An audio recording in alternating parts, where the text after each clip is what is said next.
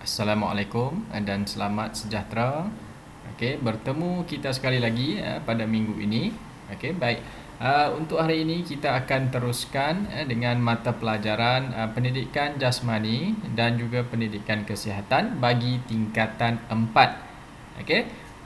Untuk hari ini kita nak teruskan pembelajaran yang berkaitan dengan permainan bola baling, iaitu permainan bagi kategori serangan. Okey.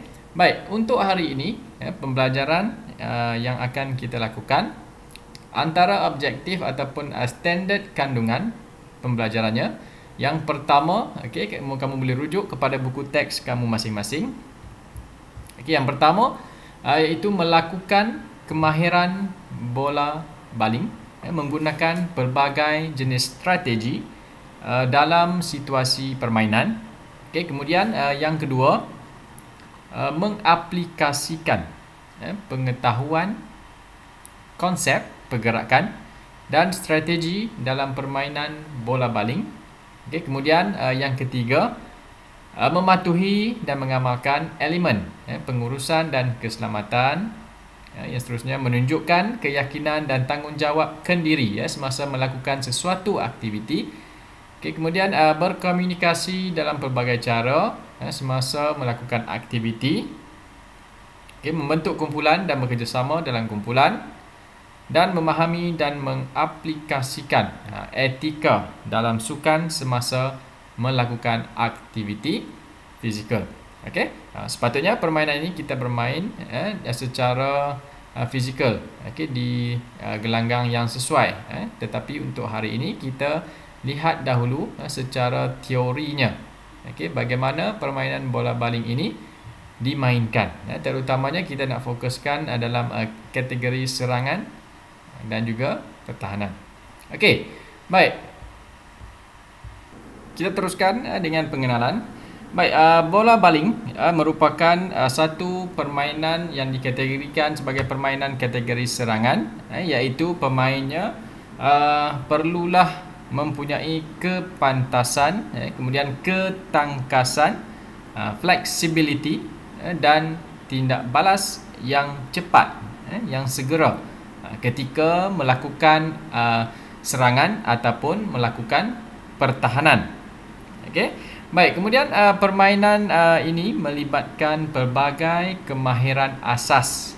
Antara kemahiran asas seperti menghantar, kemudian menerima, menggelecek, mengadang dan menjaring.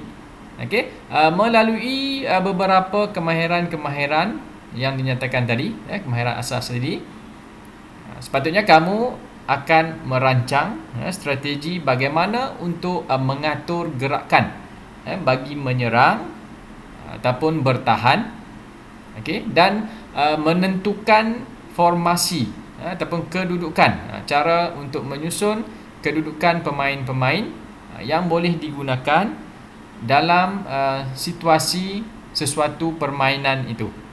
Okey, pada akhir sekali, apa yang dapat kamu hasilkan iaitu kamu dapat aplikasikan melalui kreativiti dan juga inovasi. Terutamanya fokus untuk hari ini adalah untuk menyerang dan bertahan dengan menggunakan pelbagai jenis strategi yang tepat, mengikut kepada situasi permainan yang sesuai. Okey, sebelum kita teruskan, kita nak lihat sedikit pengenalan. Okey, baik, permainan bola baling, sejarah dan perkembangannya. Okey, mungkin ada yang telah tahu, mungkin ada yang baru mengenali sukan bola baling. Okey, kita lihat bersama-sama. Okey, permainan ini agak baru dikenali, tetapi pada masa kini ia semakin meluas dimainkan. Okey, dan ia mirip kepada permainan bola keranjang. Okey, bola baling ini diperkenalkan dalam sukan Olimpik sekitar tahun 1936. Okey, sebelum tu ia popular di negara-negara seperti Denmark, Czechoslovakia, Jerman, dan negara-negara bekas Soviet Union. Di Malaysia, permainan bola baling mula diperkenalkan sekitar tahun 1976, oleh seorang guru yang bertugas di Jabatan Pendidikan Selangor, yang nama dia adalah Encik Lim Hock Han, iaitu diperkenalkan kepada satu kumpulan guru dan pelajar di beberapa buah sekolah di Selangor. Itu perkembangannya di Malaysia. Kemudian permainan ini semakin popular, dan terbukti dengan berlangsungnya kejohanan yang pertama, pertandingan terbuka bola baling yang dianjurkan di Selangor dan wilayah persekutuan sekitar tahun 1982.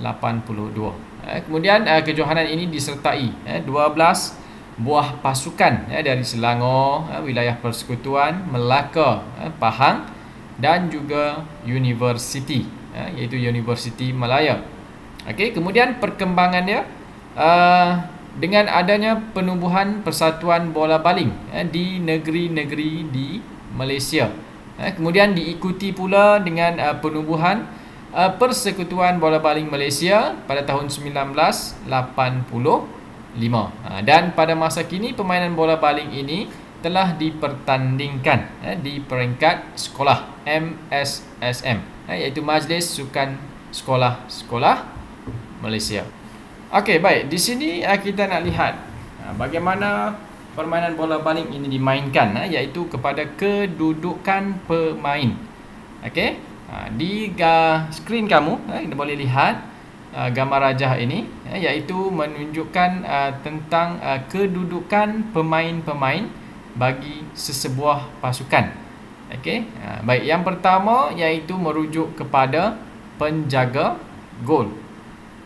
Kemudian nombor 2 iaitu back kanan, nombor 3 pemain lingkungan, dan nombor 4 back kiri. Back ini lebih kepada pemain pertahanan. Kemudian nombor 5 sayap kanan, nombor 6 pemain tengah, dan nombor 7 sayap kiri. Ini kedudukan asas bagi kedudukan pemain-pemain bola baling. Baik, permainan akan dimulakan di bahagian tengah gelanggang. Yang tadi kita lihat tu, kita lihat semula. Permainan akan dimainkan di tengah gelanggang, di mana salah satu pasukan yang akan memulakan hantaran dahulu. Kemudian kemenangan akan dikira dengan kelebihan jumlah jaringan yang diperolehi. Kemudian sebelum permainan dimulakan, 4 orang pegawai yang terdiri daripada pengadil garisan gol, pengadil gelanggang, penjaga masa dan pencatat perlu ada. Kemudian masa permainan ikut kategori masing-masing. Baik, kemudian kita lihat yang seterusnya. Teknik dan kemahiran asas yang boleh dipraktikkan atau boleh kita buat latihan kemahiran asas bagi permainan bola baling. Yang pertama, jenis-jenis hantaran. Apa jenis hantaran yang boleh dilakukan? Yang pertama iaitu hantaran atas bahu, dengan merujuk kepada gambar rajah ini. Kemudian yang kedua, hantaran atas kepala, yang lebih tinggi, dia melebihi kepala. Kemudian yang ketiga, hantaran lob. Kemudian hantaran paras dada. Kemudian hantaran sisi, hantaran daripada tepi. Kemudian hantaran lantun sebelah tangan. Kemudian hantaran lantun dua belah tangan. Baik. Kemudian ini adalah cara bagaimana untuk menyambut bola. Kedudukan tangan. Kedudukan tangan dan jari semasa menyambut bola. Bersedia kedua-dua belah tangan. Dan ini cara bagaimana kedudukan jari semasa menerima ataupun menyambut bola yang dihantar oleh rakan pasukan yang lain. Kemudian di sini menyambut bola aras muka. Okey, aras muka yang separas dengan muka. Kemudian menyambut bola rendah. Menyambut bola dengan sebelah tangan. Okey, kemudian menyambut bola tinggi. Okey, kemudian langkah yang ketiga ataupun kemahiran yang ketiga, menggelecek, mengacah dan juga mengawal bola. Okey, menggelecek sambil menukar arah. Okey, kedudukannya seperti ini. Kita boleh lihat dalam video nanti. Okey, saya akan tunjuk. Kemudian menggelecek sambil mengawal bola. Okey, menggelecek sambil mengacah. Mengacah 2 lawan 1. Okey. Kemudian bagaimana untuk melakukan teknik pertahanan, menghadang dan mengawal, iaitu menghalang bola tinggi, mengikut kepada pergerakan pihak lawan, menghadang secara dekat. Menghadang ini adalah menghalang pergerakan pasukan lawan, iaitu yang seterusnya, menghadang sambil memberi laluan kepada rakan pasukan yang lain. Kemudian melambatkan pergerakan lawan dengan mengganggu, mengganggu bola dari yang ada daripada pihak lawan. Okey. Ini kedudukan bersedia untuk melakukan hadangan. Okey, kemudian menghadang dan mengawal pergerakan lawan, menghadang bola tinggi, menghadang secara berkumpulan. Okey, kemudian teknik serangan. Okey, yang akan kita lihat teknik menjaringkan gol, iaitu melakukan rejaman dari atas kepala. Dia akan lari sedikit, kemudian lompat dan mengangkat bola ke arah yang lebih tinggi dan membaling bola tersebut, ataupun kita panggil rejaman daripada atas kepala. Kemudian rejaman daripada bawah lengan. Okey, ikut kepada gambar ini. Kemudian rejaman lonjakan. Okey, rejaman menjunam dan jaringan dive. Baik, kita kembali kepada buku teks. Baik, strategi menyerang. Okey, permainan bola baling ni merupakan satu permainan kategori serangan yang mempunyai kemahiran dan formasi dalam strategi permainannya. Okey, kemudian kemahiran asas dalam strategi serangan ialah seseorang pemain iaitu perlu mempunyai kawalan kemahiran dan penguasaan bola yang baik. Okey, tujuannya adalah untuk apa? Bagi menggerakkan serangan yang lebih efektif, yang lebih berkesan, supaya ia dirancang dengan baik dan dapat dilaksanakan dengan lancar. Okey, kemudian pasukan yang menguasai bola akan menentukan corak bagaimana untuk bermain, memainkan serangan dan strategi-strategi yang sesuai. Okey, kemudian secara umumnya objektif strategi serangan, tujuannya adalah untuk mendapatkan jaringan, seberapa banyak yang boleh. Ketika melakukan serangan, setiap daripada pemain perlulah ada sikap kerjasama yang baik, dan juga memainkan peranan masing-masing ketika melakukan pergerakan taktikal, iaitu ketika merancang strategi serangan yang telah dirancang. Okey, bagi seseorang penyerang, seorang penyerang itu perlu bijak mengambil peluang, melihat peluang. Okey, kemudian memberi tindak balas yang seterusnya berusaha untuk menjaringkan gol. Okey, kemudian serangan yang digerakkan memerlukan kombinasi pemain yang bergerak pantas, hantaran yang tepat ke sasaran dan posisi yang betul. Okey, kemudian kita nak lihat beberapa strategi serangan, antaranya gerakan daripada serangan secara individu, berkumpulan, dan juga sistem serangan secara berkumpulan juga. Okey. Baik, yang pertama kita nak lihat kepada strategi menyerang secara individu. Okey, serangan secara individu ni asas yang penting dalam melakukan serangan. Kekuatan strategi serangan individu ni membawa kepada kejayaan bagi sesebuah pasukan. Kemudian ada beberapa jenis strategi serangan yang dilakukan secara individu. Okey, yang pertama kita lihat di sini. A, serangan posisi, iaitu penyerang perlu bertindak dengan bijak, iaitu menempatkan diri, menempatkan diri di tempat yang tidak dikawal oleh pihak lawan. Okey, dan mudah untuk rakan menghantar bola kepadanya. Kemudian seterusnya dapatlah dia menyusunkan gerakan untuk menyerang. Okey, dan pemain juga perlulah mempunyai keupayaan untuk mengganggu benteng pertahanan daripada gerakan yang akan dilakukan. Okey, itu serangan posisi. Kemudian serangan melalui gerakan. Okey, seorang penyerang perlu bergerak pantas, tangkas dalam melakukan gerakan serangan mengikut kepada taktik yang telah disusun oleh pasukan. Kemudian pergerakan ini dapat mengelirukan pertahanan dan dapat mengganggu benteng pertahanan pihak lawan. Tujuannya adalah apa? Untuk melakukan percubaan ke arah gol pihak lawan. Okey, kemudian serangan ke dalam zon serangan. Okey, melakukan serangan ke dalam zon serangan.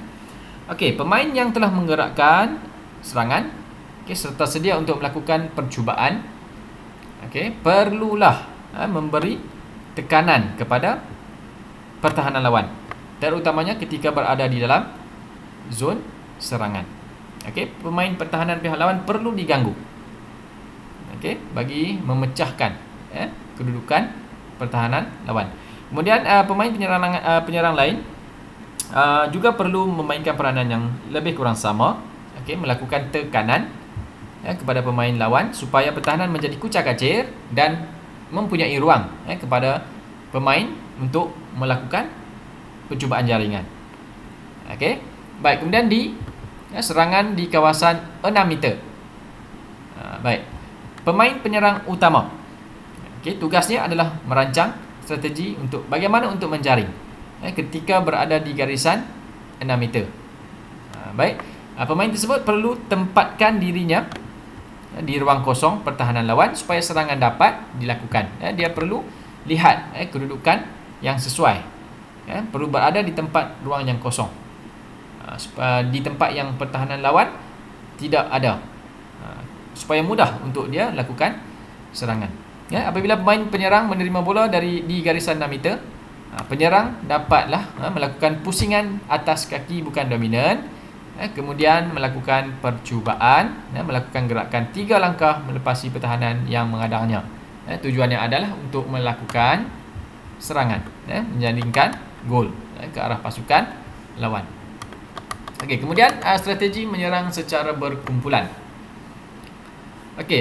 Serangan secara berkumpulan ni akan meningkatkan lagi penguasaan ke atas bola, dan juga kejayaan melakukan jaringan adalah tinggi. Itu pentingnya bermain secara berpasukan.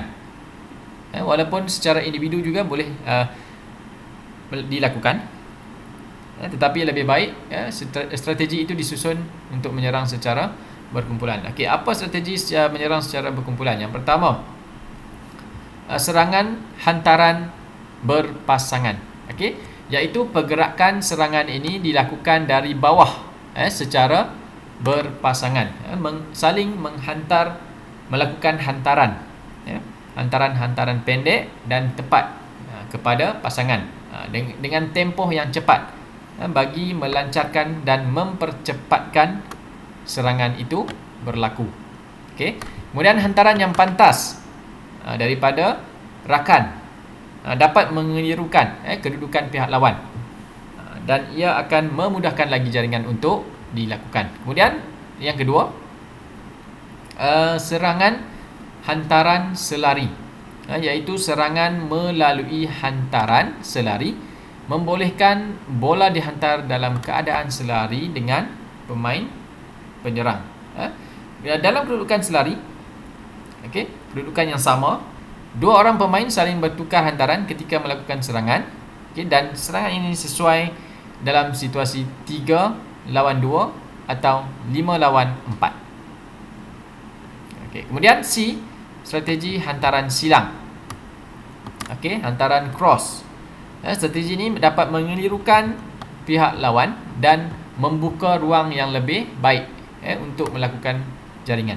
Okey, iaitu bagaimana ia dimainkan, iaitu penyerang akan bergerak secara bersilang, sama ada dengan bola atau tanpa bola. Kemudian hantaran akan dilakukan dengan cepat, dekat dan pendek. Okey, kemudian pemain penyerang mempunyai peluang apabila gerakan silangnya sukar dibaca. Pemain pertahanan lawan akan terganggu dengan gerakan-gerakan silang ini. Mereka akan keliru. Okey, kemudian pemain penyerang akan mempunyai peluang menjaringkan gol dengan lebih baik. Okey, kemudian yang seterusnya. Okey, yang seterusnya kita lihat kepada strategi menyerang dalam situasi permainan. Okey, kemahiran asas bola baling yang digunakan untuk menyerang iaitu menghantar. Okey, kemudian menerima, menggelecek dan menjaring. Okey, ketika kemahiran ini digunakan, pasukan menggerakkan beberapa strategi serangan melalui beberapa formasi yang telah dirancang. Kemudian tujuan dan matlamat serangan adalah untuk memperolehi, untuk mendapat seberapa banyak jaringan yang boleh dicapai. Tujuannya adalah untuk mencapai kemenangan. Okey. Kemudian dalam merancang strategi serangan itu, elemen kelajuan perlu diterapkan. Kepantasan adalah penting dalam permainan bola baling.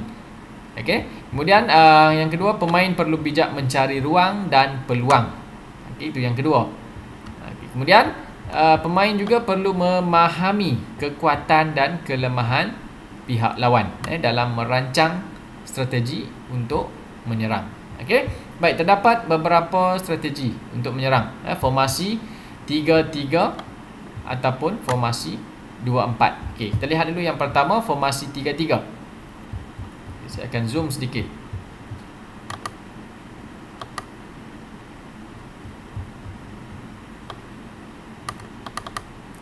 Okey, baik. Formasi 3-3 iaitu formasi yang boleh dikatakan formasi yang agak seimbang.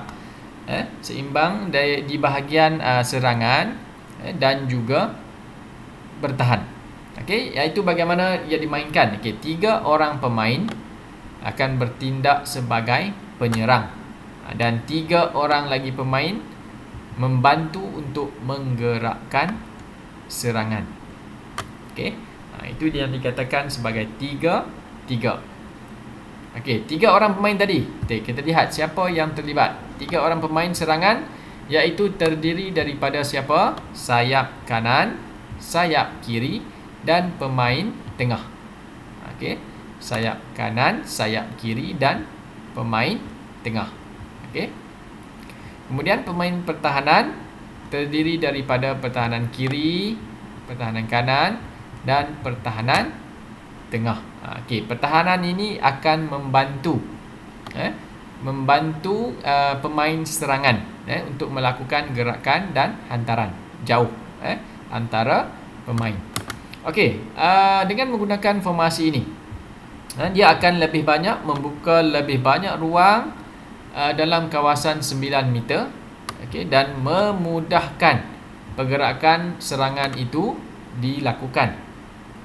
Pemain penyerang akan bertukar tempat bagi mengganggu ataupun mengelirukan pertahanan pihak lawan. Dan serangan juga boleh dilakukan oleh pemain pertahanan dengan melakukan larian 6 langkah, 6 steps untuk mendapatkan jaringan. Okey. Ini adalah kedudukan dia lah. Okey. Kedudukan penjaga gol, sayap kiri, sayap kanan, pemain tengah. Okey, pertahanan kiri, pertahanan kanan dan pertahanan tengah ataupun pemain lingkungan. Okey, kemudian strategi yang seterusnya, yang kedua.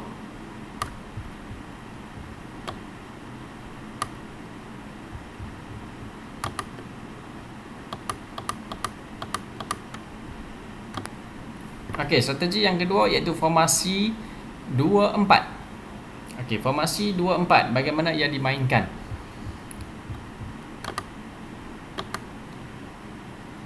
Okey, formasi 2-4 ni digunakan untuk menguatkan memantapkan lagi bahagian serangan. Okey. Okey, apa yang dikatakan sebagai 24? Okey, kita lihat di sini. 4 orang pemain berada di kawasan 6 hingga 9 meter. Okey. Kemudian 2 orang pemain akan berada di luar kawasan 9 meter dan bertindak sebagai penyokong serangan dan juga sebagai pertahanan. Okey.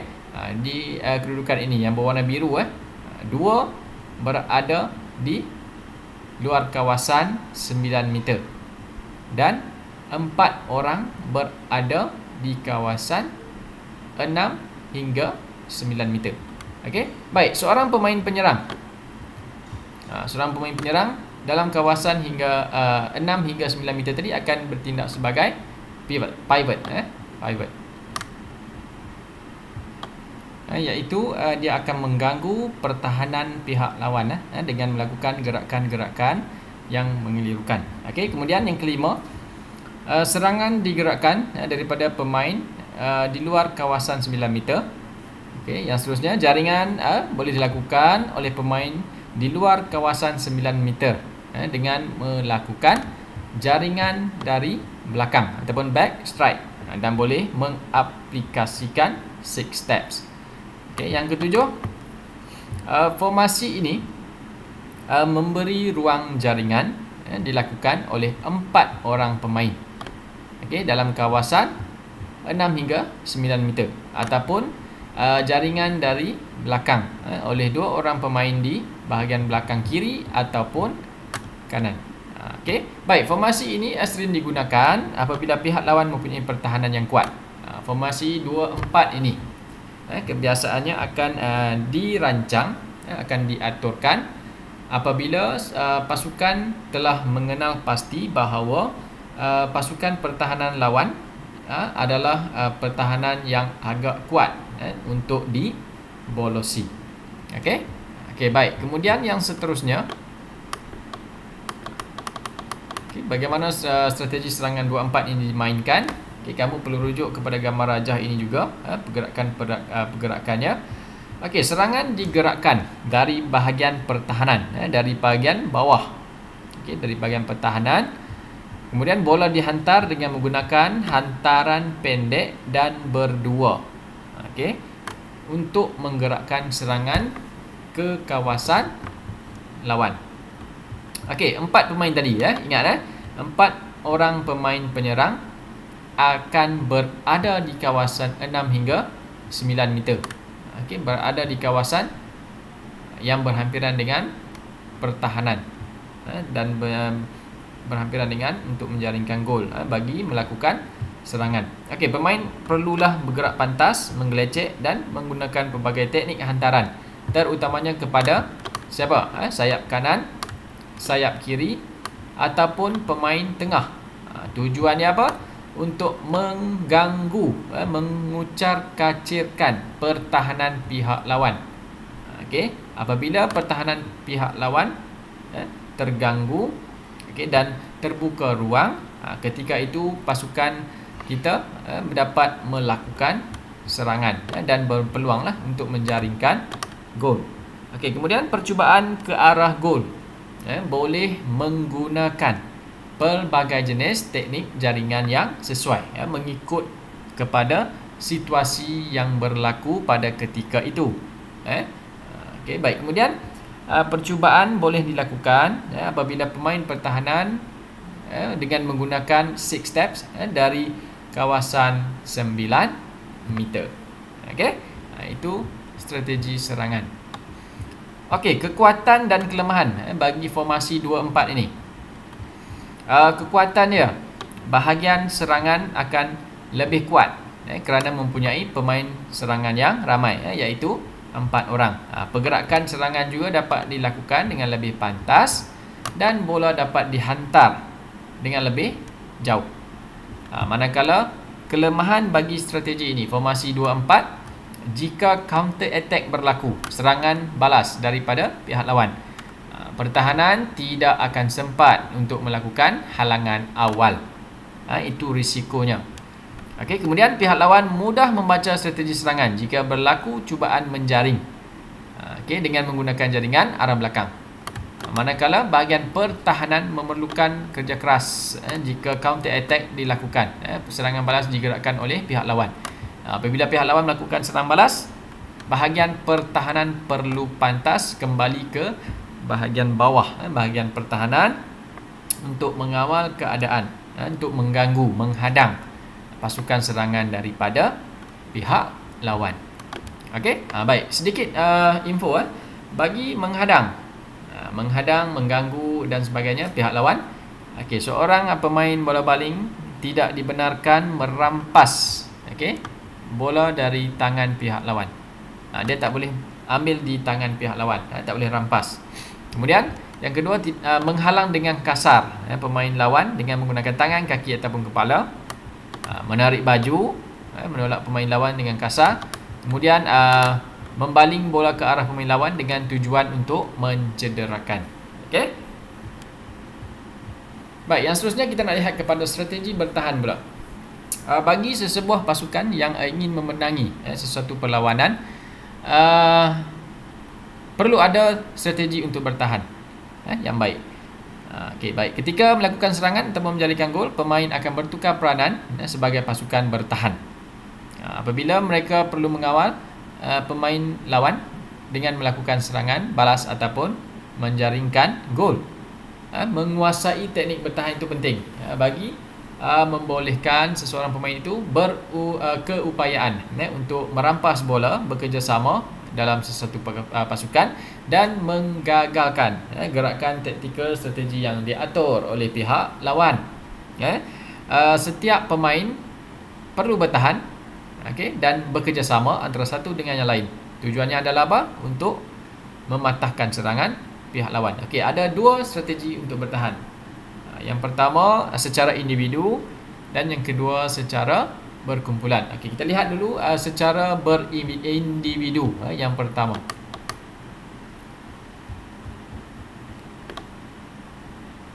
baik, kemahiran bertahan secara individu ni penting. Tujuannya adalah untuk memastikan strategi yang diatur ketika melakukan bertahan dapat dilaksanakan dengan baik. Pemain yang bertahan akan bergerak pantas ke arah kawasan gol sendiri apabila pasukan kehilangan penguasaan bola. Apabila pasukan serangan contohnya terlepas bola tersebut, pasukan pertahanan perlu bergerak pantas ke arah kawasan gol sendiri. Pemain bertahan secara individu perlu mengawasi penyerang yang cuba untuk menghampiri kawasan gol. Pemain perlu menghalang setiap hantaran lontaran, terutamanya ketika berada di kawasan 9 meter. Kemudian terdapat beberapa strategi bertahan, antaranya mengawal pemain, adangan badan dan mengadang serangan. Kita akan lihat satu persatu. Yang pertama, mengawal pemain. Lihat pada gambar ini yang dibulatkan tadi. Kemahiran mengawal pemain secara individu. Pemain bertahan, pemain yang bertahan perlu mengawal, membayangi, iaitu mengikuti pergerakan pemain serangan pihak lawan dan juga cuba mengganggu, memberi tekanan kepada pemain lawan secara individu dengan teliti, dengan memerhatikan gerakan-gerakan yang dilakukan. Jika kawalan yang dilakukan oleh pemain pertahanan itu longgar, itu akan menyebabkan pemain penyerang pihak lawan akan mencari ruang yang kosong, kemudian akan melakukan percubaan ke arah gol. Itu yang pertama, mengawal pemain. Kemudian melakukan adangan badan. Yang kedua, pemain secara individu boleh melakukan adangan badan, halangan dengan menggunakan badan kepada mana-mana pemain penyerang pihak lawan. Halangan badan, adangan badan, tujuannya adalah untuk membataskan, mengganggu pergerakan pemain pasukan lawan untuk menjaringkan gol. Ketika pemain pertahanan itu melakukan adangan badan, pemain pertahanan tidak boleh menyentuh mana-mana anggota badan penyerang dengan tangan. Okey. Hanya melakukan adangan sahaja, tidak boleh menyentuh.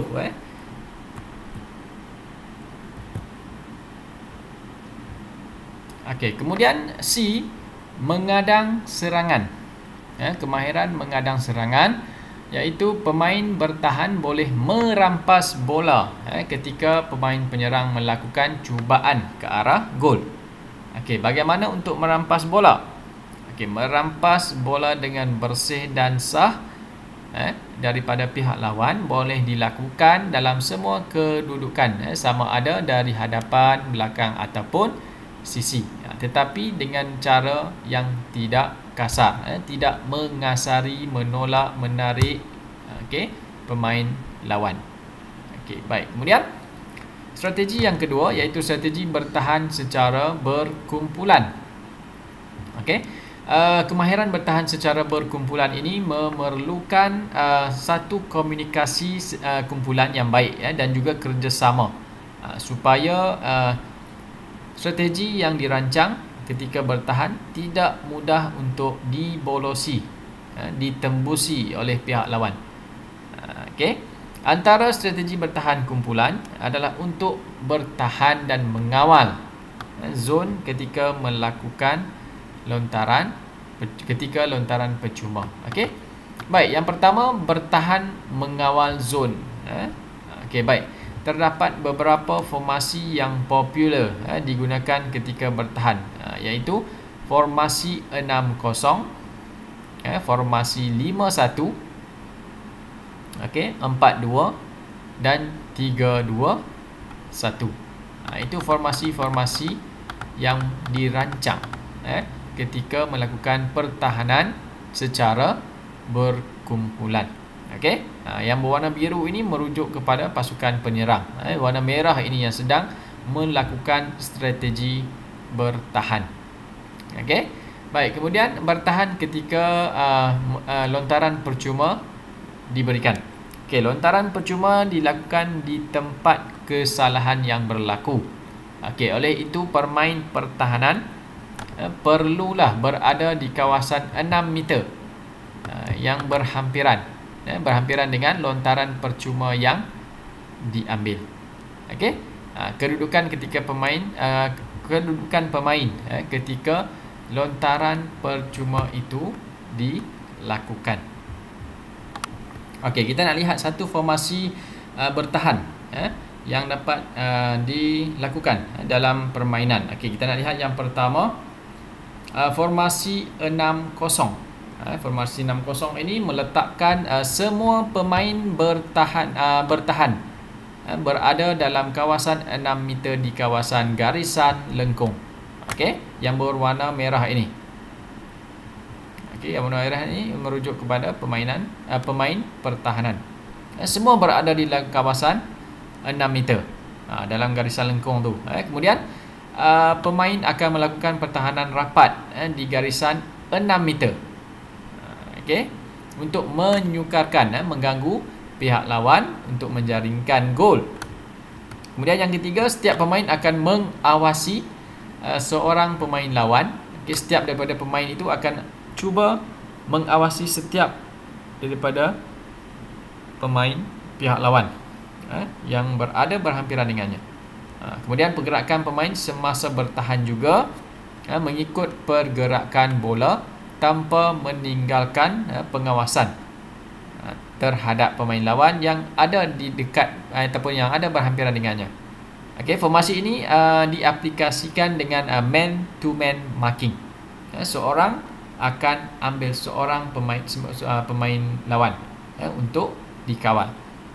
Formasi bertahan ini menyukarkan pihak penyerang lawan untuk melakukan percubaan menjaringkan gol dari kawasan 6 hingga 9 meter. Okey, baik. Okey, bagaimana strategi bertahan ini dimainkan? 6 strategi 6-0. Okey, semua pemain pertahanan akan berada di garisan 6 meter untuk melakukan pertahanan di garisan lengkung dan perlu bersedia dengan setiap percubaan menjaringkan gol daripada pihak lawan. Setiap pemain akan mempunyai tanggungjawab untuk memerhati, mengawasi dan mengawal zon yang telah ditetapkan. Okey, setiap daripada pemain akan keluar melakukan adangan, gangguan dan cuba untuk merebut dan menepis bola daripada pihak lawan dan kembali semula ke posisi asal dengan pantas. Kemudian setiap daripada pemain perlulah berkomunikasi antara satu dengan yang lain supaya pemain lawan tidak berjaya melakukan gol.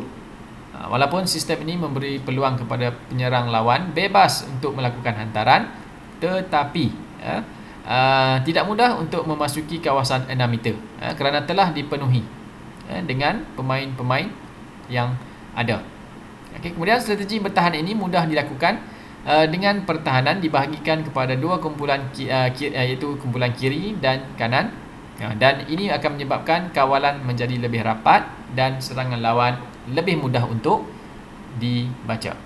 Okey, baik, ini formasi 6-0. Baik, yang seterusnya satu lagi kita nak lihat formasi 5-1. Okey, formasi 5-1 pula memudahkan pemain bertahan menyusun strategi bagi tujuan untuk menghalang setiap serangan yang pantas. Okey, baik, kedudukannya 5 orang pemain akan bertahan. Okey, kedudukan mereka akan berada di kawasan 6 hingga 9 meter. Okey, di sini yang warna merah ni yang warna merah ni 5 orang pemain akan berada di bahagian pertahanan. Okey, kemudian seorang pemain yang akan berada di luar kawasan 6 hingga 9 meter tadi, tujuannya adalah sebagai pengacah dan juga pengejar. Tujuan pemain yang seorang ini, tugas dia, pengacah ni, pengejar ni adalah untuk mengawal permulaan serangan, meminta setiap hantaran, merebut dan menepis bola serta merancang counter attack. Okey, kemudian setiap pemain bertahan perlu mengawasi seorang pemain lawan sepanjang garisan 6 meter tersebut. Okey, kemudian pergerakan pemain semasa bertahan mengikut pergerakan bola tanpa meninggalkan pengawasan terhadap pemain penyerang yang berada berhampiran. Okey, ketika menyerang, okey, semasa pasukan penyerang cuba melakukan jaringan ataupun rejaman ke arah gol, pemain yang berada berhampiran akan cuba melakukan adangan, cuba menghadang dan menggagalkan jaringan.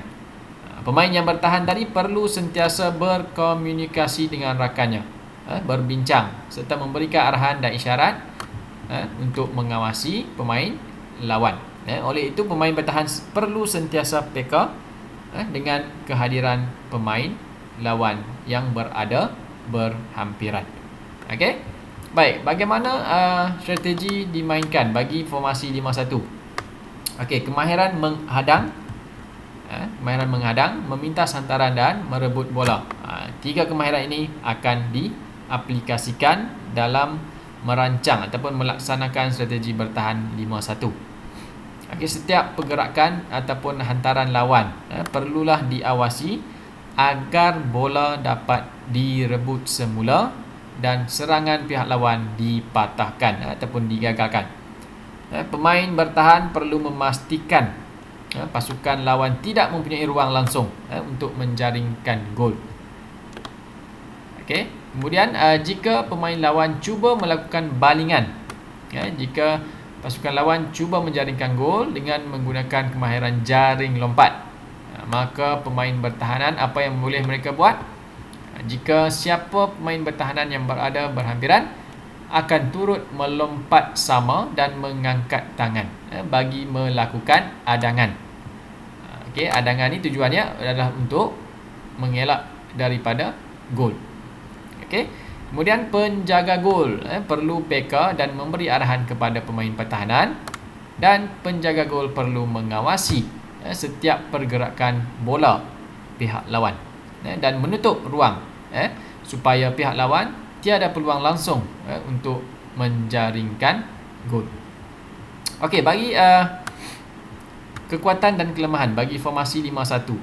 Kekuatannya bahagian pertahanan lebih kuat. Okey, kerana mempunyai pemain pertahanan yang lebih ramai. Okey, lebih mudah untuk menggagalkan setiap serangan lawan. Okey. Kemudian pihak lawan sukar untuk melakukan serangan dalam kawasan 6 hingga 9 meter. Dalam kawasan 6 hingga 9 meter tadi. Kemudian kelemahan dia, bahagian serangan lemah kerana kekurangan pemain. Jika melakukan serangan kilat atau counter attack, penyerang akan mudah diadang, akan mudah dikawal, serangan dipatahkan. Okey, kemudian membenarkan pihak lawan menguasai kawasan luar 9 meter. Okey.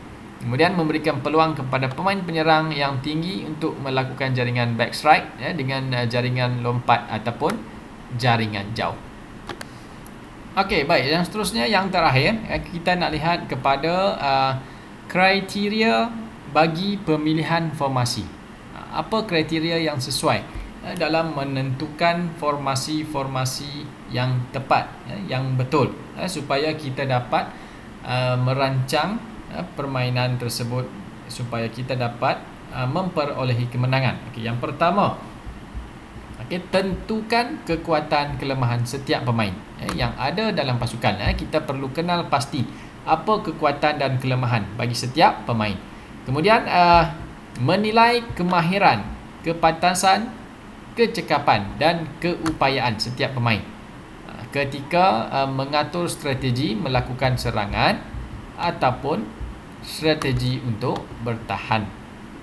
Kemudian penilaian perlu dilakukan bagi kemampuan pemain bagi setiap posisi ketika berada di dalam satu formasi yang telah dirancang. Yang keempat, pemain penyerang utama boleh menentukan melakukan jaringan ataupun melakukan serangan kilat. Dan pertahanan utama perlulah kembali dengan pantas ke kawasan gol sendiri apabila pihak lawan melakukan counter attack ataupun serangan balas. Kemudian yang kelima, analisis terhadap kekuatan dan kelemahan setiap formasi. Ketika melaksanakan formasi-formasi tertentu, cuba lakukan analisis terhadap kekuatan dan kelemahannya. Dan sesuaikan juga dengan keupayaan yang sesuai dengan pasukan kita. Kemudian yang terakhir, pemilihan formasi perlulah tepat berdasarkan kepada analisis tadi, mengikut kepada kemampuan yang ada bagi setiap pemain. Okey, baik. Itu yang dapat kita lihat untuk hari ini yang berkaitan dengan strategi formasi bertahan dan juga menyerang bagi permainan bola baling. Jika ada sebarang soalan, boleh tinggalkan ataupun naikkan di Google Classroom ataupun di bahagian chat, kita akan berbincang.